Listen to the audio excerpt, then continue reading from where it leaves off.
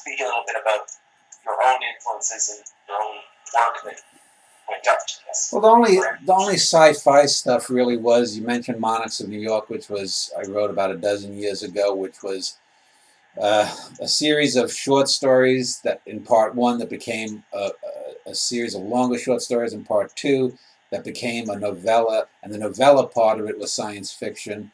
And there's no real connection to here, other than that the characters do occupy the same vague Schneiderverse universe.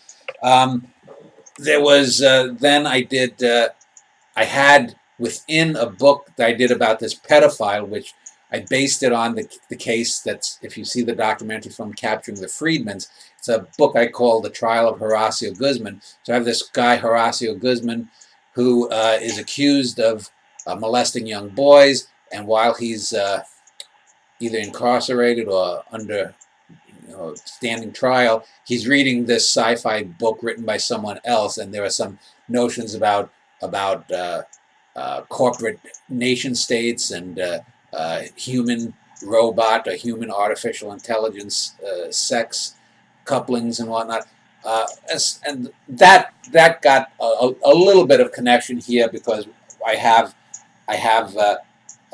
what are cyborgs, which I call bions in my book, and then the androids, which are called Andes, versus regular humans, which are called nats or naturals. So those are really the only antecedents there. As far as this science fiction book, the initial progenitor, the work that, just like with Rocco and his brothers got me to make Vincetti Brothers, the work that started this was the film version, not the novel, but the film version of The Desert of the Tartars, which is about this. It's an Italian film from, I think, '76, and it's about this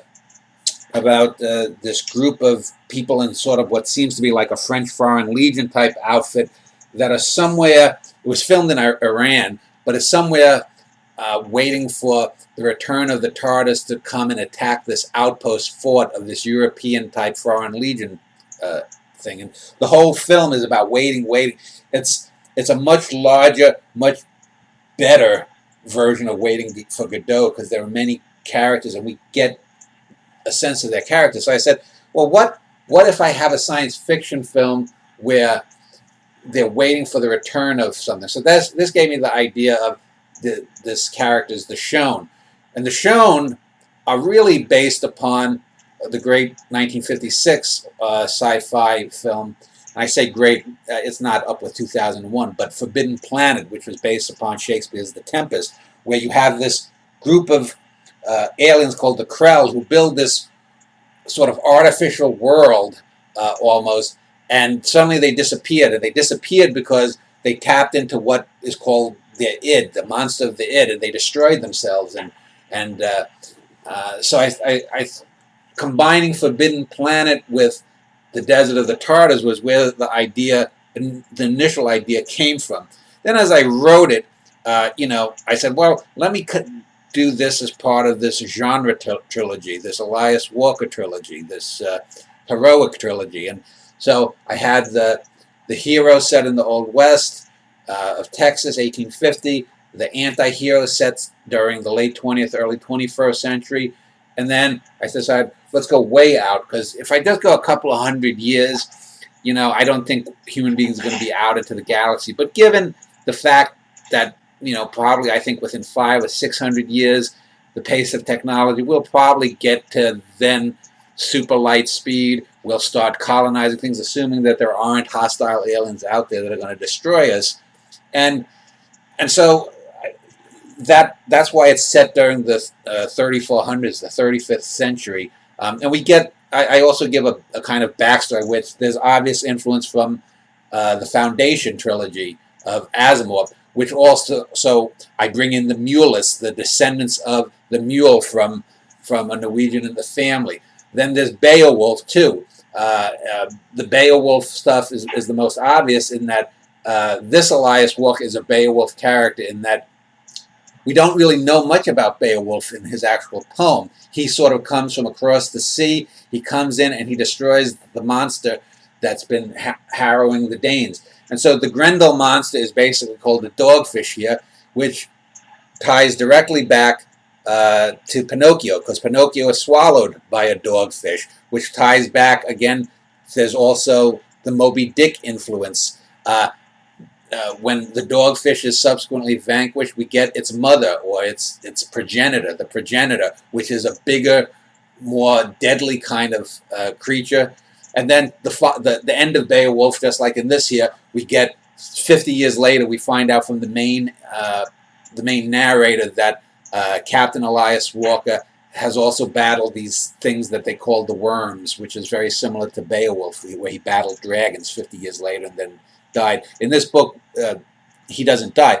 Another influence, though, was, I remember about 20-some years ago reading the Superman Dies comic books, when Superman got killed off by this creature called, what the hell do they call it? Doomsday.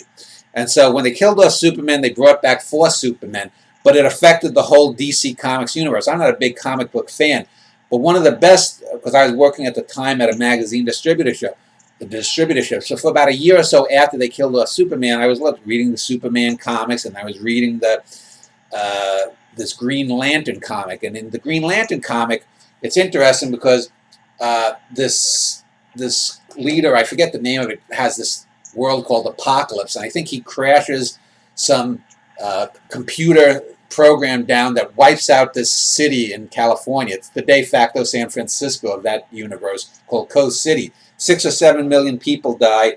The Green Lantern, there's this great scene at the end of one comic book where the Green Lantern is back and everything's normal. Coast City hasn't been destroyed. And then we see it's all in his head. And I said, well, that would be good. What if the Green Lantern, though, could have resurrected everyone?